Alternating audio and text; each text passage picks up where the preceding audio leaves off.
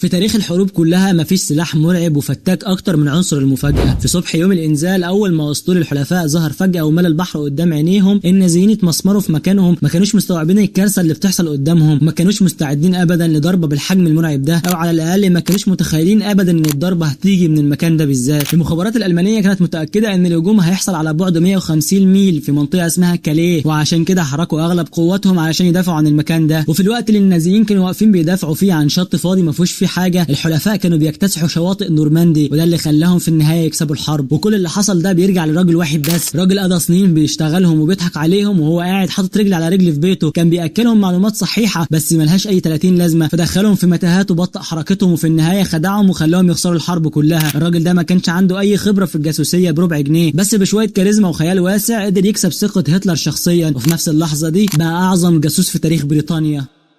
قبل ما الحرب العالمية الثانية تولع، اسبانيا كانت غرقانة في حرب أهلية بين الجمهوريين والقوميين، ومفيش إنسان كره الحرب دي قد إخوان بوجول جارسيا. راجل بسيط كان بيربي فراخ في برشلونة، الحكومة صدرت مزرعته وأمه وأخته اتخطفوا، وهو نفسه اتجبر إنه يمسك سلاح ويحارب غصب عنه. كره التطرف والجنان بتاع الطرفين، ولما الحرب العالمية الثانية قامت أخد عهد على نفسه إنه لازم يعمل حاجة علشان يوقف النازيين عند حدهم. راح السفارة البريطانية في مدريد وعرض عليهم إنه يشتغل معاهم ويبدأ يتجسس على الألمان، بس الإنجليز شكوا فيه ورفضوا طلبه وطردوه. هنا بوجول كان لازم يغير خطته ويلعبها بصياعه. المره دي راح للسفاره الالمانيه، عمل فيها نازي متعصب ومؤيد جدا لهتلر وشغال في الحكومه الاسبانيه. في الوقت ده الالمان ما كانش عندهم شبكه جواسيس يعتمدوا عليها في بريطانيا، وكانوا ملهوفين ومحتاجين اي مساعده يطلوها، فقاموا معينين بوجول بسرعه وادوا له كتاب شفرات وازازه حبر سري و3000 جنيه استرليني كاش في ايده، وقالوا له تطلع على لندن وتبدا تتجسس على الانجليز. قام المعلم عمل ايه بقى؟ اخذ الحاجه وطلع عاش في البرتغال، وبكل بساطه كان بيمثل عليهم ويبعت لهم التقارير كانه قاعد في قلب لندن. كل اللي الراجل ده كان محتاجه علشان يشتغل المانيا هو خريطه بريطانيا وشويه ادله سياحيه جابهم من المكتبه اللي جنب بيته، وبدا يكتب تقارير عن الاماكن اللي بيزورها والحاجات اللي بيشوفها، زي انه يكتب لهم عن تدريبات عسكريه في بحيره ويندرمير وسفن حربيه تتحرك من الجنوب الغربي، وعشان الحبكه تظبط ومحدش يشك فيه كان بيحشي كل الرسائل العسكريه دي بتفاصيل يوميه عاديه جدا، زي انه بيتمشى في وسط لندن او قاعد بيشرب قهوه في كافيه. ده حتى كان بيكتب لهم انه عيان. وما اكتفاش بكده، ده قام الف شبكه كامله من العملاء الفرعيين اللي المفروض انهم شغالين تحت ايده وبيجيبوا له الاخبار من كل حته في بريطانيا. اخترع شخصيات من العدم، راجل اعمال سويسري الماني قاعد في ليفربول، وطالب فنزويلي في جلاسكو، وراجل برتغالي عايش في ويلز، وطيار بيسرب له رسائل من لندن. كل واحد من دول كان ليه قصه حياه وعيله وتفاصيل بيقول كان بيكتبها ومصدقها، وطبعا ولا واحد من دول كان ليه وجود اصلا على الكوكب. والصياعه هنا ان لو الالمان اكتشفوا ان في معلومه غلط بيقول هيطلع منها زي الشعره من العجين ويلبسها للعملاء الوهميين بتوعه على اساس انهم هم اللي جابوا له المعلومات المضروبه دي. الرسائل كانت طويله ومقنعه لدرجه ان الالمان بلعوا الطعم كله وبداوا يصدقوه. ده من كتر الثقه بقى بيبعتوا له $500 كل شهر عشان يمول شبكه الجواسيس بتاعته دي، بس كل ده كان مجرد تسخين. الالمان كانوا مبهورين جدا بشغل بوجول، فبداوا يطلبوا منه معلومات وتفاصيل ادق، وهنا بقى اللعب بدا يحلو ويدخل في الجد. وفي رسالته الثالثه بوجول بعت التقرير ده لالمانيا في قافله متكونه من 18 سفينه طلعت من ميناء ليفربول يوم 28 مارس في طريقها لجزيره مالطا. ورغم ان المعلم كان مالف القصه دي كلها من خياله وهو قاعد في بيته، الا ان من باب الصدفه البحته كان في فعلا اسطول سفن حربيه حقيقي طالع من ليفربول في نفس التوقيت بالظبط. بس قبل ما الرساله دي توصل لالمانيا المخابرات البريطانيه اعترضتها واصطادتها، وهنا المخابرات اتجننت وحصلت حاله رعب وذعر جوه بريطانيا. قلبوا الدنيا وطلعوا حمله مطارده ضخمه علشان يوصلوا لشبكه الجواسيس المرعبه اللي بتسرب اسرار عسكريه من جوه بلدهم دي. بس زي ما انت متوقع ما لقوش اي حاجه، لحد ما في يوم الحقيقه كلها اتكشفت. لما المخابرات البريطانيه بدات تفحص وتقرا رسائل بوجول اللي اصطادوها لاحظوا حاجه غريبه جدا. واحد من العملاء الوهميين بتوع بوجول كان كاتب في تقريره سكان مدينه جلاسكو في اسكتلندا مستعدين يعملوا اي حاجه في الدنيا مقابل لتر واحد من النبيذ. الجمله دي بالذات هي اللي فضحت الليله وكشفت السر كله. لتر واحد من النبيذ. بريطانيا في الوقت ده عمرها ما استخدمت النظام المتري اساسا، كانوا بيستخدموا نظام الجالون والباينت. وبعدها الانجليز عرفوا ان المانيا بلعت الطعم وضيعوا وقت وموارد ومجهود مرعب علشان يطاردوا قافله السفن الوهميه اللي بوجول قال لهم عليها. الصوره بقت واضحه، اللي بيكتب الرسائل دي مش جاسوس الماني، ده شخص بيسرب للنازيين معلومات مضروبه ومضلله علشان يشتتهم، وخطته دي نجحت بامتياز. انبهروا بالدماغ دي لدرجه ان جهاز المخابرات البريطاني قلبوا عليه الدنيا، جابوه قرروا يضموه لصفهم ويحولوا له جاسوس بريطاني. وفي ابريل سنه 1942 بوجول نقل حياته كلها لندن بشكل نهائي، وهناك اخذ اسمه الحركي الاسطوري جاربو. دلوقتي بقى المعلم قاعد في قلب العاصمه وتحت ايده معلومات عسكريه حقيقيه من المخابرات، وده معناه ان مستوى التضليل هيتنقل لليفل تاني خالص. في الوقت ده الحلفاء كانوا بيخططوا لضربه مفاجئه وهجوم ضخم على الساحل الشمالي لافريقيا، لان القوات النازيه كانت بدات تتوسع وتكسب ارض هناك. وعشان كده وعلى مدار الكام شهر اللي بعدهم جاربو بدا يرمي للالمان تلميحات خبيثه جدا بتاكد ان الحلفاء بيجهزوا لهجوم ضخم، بس فين النرويج. لعبها ازاي بقى؟ خلى واحد من عملائه الوهميين يبعت يقول انه شاف قوات كنديه بتتجمع في شرق اسكتلندا وبيعملوا تدريبات عسكريه مكثفه على تسلق الجبال والجليد، وعميل تاني بعت يقول انه سمع اشاعات قويه ان القوات الروسيه بتتقدم ناحيه الغرب، ومن غير ما ينطق اسم النرويج صراحه في ولا رساله. جاربو قدر يزرع الفكره جوه عقول المانيا ورسم لهم صوره بتاكد لهم ان النرويج هي الهدف اللي جاي، وبكده شتت انتباههم عن الهدف الحقيقي في افريقيا. الخدعه كانت متحبكه ومرعبه لدرجه ان هتلر شخصيا ركبوا الرعب من الهجوم ده، وانتهى بيه الموضوع انه حشد مئات الالاف من الجنود الالمان وبعتهم عشان يدافعوا عن حدود النرويج اللي هي اصلا ما كانش حد ناوي يقرب لها. الضربه اللي جايه لجاربو ما كانتش مجرد خطه ذكيه، دي كانت قمه الصياعه والعبقريه. ومع اقتراب موعد غزو الحلفاء لافريقيا، جاربو كتب يوم 8 نوفمبر رساله جديده للالمان شرح لهم فيها بالتفصيل الممل ازاي الحلفاء هينفذوا الهجوم ده خطوه بخطوه. الصياعه هنا بقى انه حط تاريخ كتابه الرساله يوم 1 نوفمبر، بس اتعمد انه يعطلها ويحبسها عنده اسبوع كامل. الرساله دي وصلت المانيا يوم 9 نوفمبر، بس كان خلاص الفاس وقعت في الراس والوقت فات، لان قبلها بيوم 1 بالظبط يوم 8 نوفمبر قوات الحلفاء كانت فعلا نزلت واجتاحت الساحل الشمالي لافريقيا باكتر من 100,000 جندي. الرساله كان فيها كل التفاصيل الصحيحه والحقيقيه للغزو بالملي، بس وصلت متاخر جدا لدرجه انها ما بقاش ليها اي 30 لازمه في ارض المعركه. ورغم كده الالمان انبهروا بعبقريه ودقه جاربو لدرجه انهم بعتوا له رد بيقولوا له فيه احنا متاسفين جدا ان رسالتك وصلت متاخر، بس التقرير الاخير بتاعك كان اكتر من رائع. وعلى مدار الشهور اللي بعدها جاربو فضل يكبر شبكته الوهميه ويضيف اعضاء جدد لحد ما وصل عددهم ل 27 جاسوس. طبعا كل الجواسيس دول لازم يقبضوا مرتباتهم في ميعادها. وفي سنه 1943 الالمان كانوا بيبعتوا لجاربو اكتر من 100,000 دولار شهريا علشان يمول الشبكه المضروبه دي. المانيا كانت مبسوطه جدا وحاسين انهم مسيطرين على بريطانيا من جوه بالمعلومات اللي جاربو بيبعتها، لدرجه انهم قفلوا باب التعيينات وبطلوا يعينوا اي جواسيس تانيين في بريطانيا. والشبكه في قمه مجدها وثقه الالمان في جاربو وصل السما. جه الوقت للمسرحيه الكبيره، عمليه انزال نورماندي او دي داي. كانت بتتجهز عمليه انزال نورماندي في يوم الحسم علشان تكون اكبر غزو بحري في تاريخ البشريه. هنتكلم عن اكتر من 2 مليون جندي متجمعين من اكتر من 12 دوله، وهينزلوا على شواطئ باكتر من 100,000 مركبه عسكريه. انك تحرك الجيش المرعب ده كله وتنفذ الغزو ده من غير ما الالمان يشموا خبر او يشكوا في حاجه، ده كان تحدي شبه مستحيل. بس بريطانيا ما كانتش قلقانه لانها كانت بتمتلك الراجل المناسب في المكان المناسب. المره دي بقى الالمان كانوا عايزين يلعبوا في المضمون علشان يتجنبوا اي تسريب للمعلومات، وعشان الرسائل ما توصلش متاخره زي ما حصل في غزو افريقيا طلبوا من جاربو انه يبطل يبعت رسائل ورقيه ويبدا يبعت لهم تقاريره عبر موجات الراديو باستخدام شفره مورس المشفره. جاربو كان بيمسك الرساله يكتبها الاول بالاسباني وبعدين يقسمها لمجموعات، كل مجموعه فيها 5 حروف، وبعدين يفتح جدول الشفرات السري ويقعد يغير كل حرف علشان يشوش الرساله تماما ومحدش يفهم منها حاجه. بعدها يجي عامل الراديو مخصوص يمسك الرساله المتشفره دي ويحولها لشفره مورس ويبعتها للنازيين. وبما ان جاربو بقى عنده القدره انه يبعت معلومات اكتر وبسرعه، بدا يزرع الشك جوه عقول الالمان. البذور دي هي اللي هتخلي يوم الانزال ينجح نجاح اسطوري. خلى واحد من عملائه الوهميين اللي شغال في مترو انفاق لندن يبعت تقرير يقول فيه انه شايف الانفاق بتتمدد وتتوسع ناحيه الجنوب الشرقي، وان في كميات ذخيره مرعبه بتتنقل في السر تحت الارض. وعميل تاني بعت تقرير عاجل قال فيه انه شايف اسطول سفن حربيه بتجمع في ميناء دوفر، وقوافل من القوات الكنديه بتوصل لمدينه ساوثهامبتون. جاربو بقى شخصيا بدا يالف جيش كامل من العدم، جيش من الجنود الامريكان باعداد خياليه، وبلغ الالمان انهم بيتجمعوا وبيحشدوا قواتهم في الجنوب الشرقي لبريطانيا. كل الاشارات والتلميحات دي كانت بتاكد للالمان حاجه واحده بس، الهجوم الكاسح والضربه القاضيه هتحصل على منطقه كاليه اللي هي اقرب نقطه جغرافيه بين انجلترا وفرنسا. وعلشان الانجليز يكملوا المسرحيه وياكدوا كذبه جاربو، بداوا يزرعوا ادله على ارض الواقع في الجنوب الشرقي علشان الالمان يشوفوها بعينيهم من الطيارات الاستطلاع. حفروا ممرات طيران وهميه في الحقول ورصوا جنبها طيارات خشبيه مجوفه وفاضيه من جوه. ولما الطيارات الالمانيه بدات تقصف المواقع المضروبه دي وتضرب الخشب، الانجليز عرفوا ان الطعم اتبلع والعمليه نجحت بامتياز. ده غير انهم بنوا منشاه تخزين بترول ضخمه جدا بس مزيفه في ميناء دوفر، ونزلوا صور للملك جورج شخصيا وهو بيزور المنشاه دي في الجرايد. جابوا كمان مصممين ديكور من هوليوود علشان يحولوا قوارب صغيره متواضعه لسفن حربيه عملاقه، ونفخوا دبابات بلاستيك ورصوها في كل حته. حرفيا الانجليز حشدوا جيش كامل من الهواء، جنود ومعدات ومؤن كلها مزيفه ومضروبه، وكل ده علشان يشتتوا انتباه الالمان تماما ويعموهم عن التحضيرات الحقيقيه المرعبه اللي بتحصل عشان غزو نورماندي. الهدف من المسرحيه دي كلها كان اقناع الالمان ان هجوم نورماندي ده مجرد فخ وشويه تمويه، وان الهجوم الاكبر هو الحقيقي هيبقى بعدها في كاليه. والمفاجاه اللي خلت المخابرات البريطانيه طايره من الفرحه انهم اعترضوا مكالمه بين هتلر وبين سفير ياباني. هتلر بيقول له فيها بالحرف الهجوم الاول ده مجرد تمويه، احنا عارفين انهم بيستعدوا للهجوم الاكبر الحقيقي في مكان تاني. في اللحظه دي الرؤيه بقت واضحه جدا، رسائل جاربو بتوصل وبتحط مباشره مباشرة على مكتب هتلر شخصيا، وهتلر كان بيصدق كل كلمة فيها. كل ما جربوا يبعت يقول لهم ان في تحركات في الجنوب الشرقي، النازيين يمسكوا الدبوس وينقلوه على الخريطة بتاعتهم ناحية كاليه. وبناء على الكذبة العبقرية دي الألمان أخذوا القرار المصيري الكارثي اللي غير مسار التاريخ. نقلوا مئات الآلاف من القوات الألمانية علشان تدافع عن كاليه، مئات الآلاف من العساكر اللي ما كانوش موجودين علشان يدافعوا عن شواطئ نورماندي. وفي يوم 5 يونيو قبل يوم واحد من العملية، ورغم ان مشغلين الراديو الألمان كانوا متعودين يقفلوا أجهزتهم بالليل، جاربو بعت لهم رسالة عاجلة الساعة 11:30 وأصر فيها انهم لازم يفضلوا صاحيين ومفتحين ودانهم على الراديو الساعة 3 الفجر، لان في اخبار خطيرة جدا هتوصل من واحد من رجالته. الساعة جت 3 الفجر وجاربو بعت التقرير المرعب: تم توزيع اكياس القيء وحصص الإعاشة على الجنود. الجملة دي ما كانتش لها غير معنى واحد بس: الهجوم هيبدأ دلوقتي حالا. بس الساعات بتعدي ومفيش اي رد، الألمان كانوا ناموا ومحدش سمع حاجة. والساعة 6:30 الصبح قوات الحلفاء بتوصل شواطئ نورماندي في تخفي كامل، وهم بيتفوقوا عن عدد الألمان هناك بأكتر من 3 أضعاف. الحلفاء قدروا يثبتوا رجليهم ويدخلوا فرنسا، وعلى مدار ال6 أسابيع اللي بعد كده فضلوا يحشدوا قوات ومعدات وإمدادات من خلال شواطئ نورماندي. والمفاجأة المضحكة المبكية إن النازيين رفضوا يبعتوا أي قوات إضافية لنورماندي، دول بالعكس بعتوا قوات أكتر تدافع عن كاليه. كانوا لسه قاعدين مستنين الهجوم التاني الأكبر اللي جاربو قال لهم عليه، الهجوم اللي عمره ما جه أصلا. كل رسالة وكل تفصيلة كل كذبة وكل حقيقة استخدمها جاربو علشان يخدع الألمان هي اللي سمحت للحلفاء إنهم يستردوا أوروبا ويكسبوا الحرب. ورغم الهزيمة هتلر كان مبهور جدا بتقارير جاربو اللي ما كانش يعرف إنها مضروبة، لدرجة إنه منحه وسام الصليب الحديدي. وفي نفس الوقت بريطانيا كرمته وادته وسام الإمبراطورية البريطانية علشان يكون الشخص الوحيد في التاريخ اللي ياخد أوسمة شرف من الطرفين اللي بيحاربوا بعض في نفس الحرب. بعد ما الحرب خلصت بوجول أو جاربو خاف إن النازيين يكتشفوا الخدعة وينتقموا منه، فزي ما ألف حياة وهمية لجواسيسه وزور شهادة وفاته هو شخصيا، وسافر عاش في فنزويلا واختفى تماما من على وش الأرض. والقصة المجنونة دي كلها ما كانتش هتشوف النور ومحدش كان هيعرفها لولا الكاتب البريطاني اسمه نايجل ويست. الراجل ده قال إنه عرف يلاقي جاربو، جاب دليل التليفونات بتاع مدينة برشلونة وقعد يتصل بأي حد اسمه خوان جارسيا، وزي ما انت متخيل الاسم ده هناك كتير جدا. بس في النهاية تعب ده جاب نتيجته، وصل لأولاد أخوه اللي ساعدوه يوصل لجاربو اللي كان لسه عايش. وبعد 40 سنة كاملة من الاختفاء وبفضل محايلة كتيرة جاربو وافق أخيرا إنه يرجع أوروبا ويزور شواطئ نورماندي، وهناك بس أدرك وشاف بعينه إزاي كتبته أنقذت أرواح مئات الآلاف من البشر.